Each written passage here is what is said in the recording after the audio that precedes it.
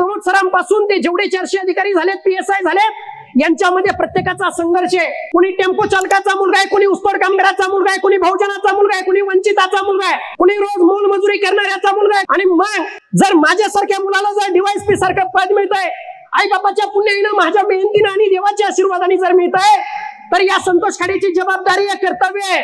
संतोष खाडे अधिकारी झाला म्हणजे तो काय राजा नाही झाला, तो या जनतेचा नोकर आहे, जनतेचा सेवक आहे. आणि तीच जबाबदारी मी समजून घेतो. मी कुठेही म्हणत नाही की तुम्ही क्लास 1 क्लास 2 व्हा, तुम्ही काहीही करा, पण जे 7वी 8वीला पुढे ट्रकचे ड्रायव्हर होत आहेत, 7वी 8वीला व्यसनाच्या नदी लागतायत, 10वी 12वीला शिक्षण सोडून देत आहेत, या पोरांना मला सांगायचंय की पोरांनो, आपल्याकडे असं सांगितलं जातं की शिकून काय होतं. मी तुम्हाला विश्वास देतो की शिकून DYSP होतं, शिकून IAS होतं, शिकून IPS होतं, शिकून डॉक्टर होतं, इंजिनियर होतं, आणि याही पेक्षा मोठं सांगतो, शिकून आई बापाच्या डोळ्यातलं स्वप्न पूर्ण करता येतं.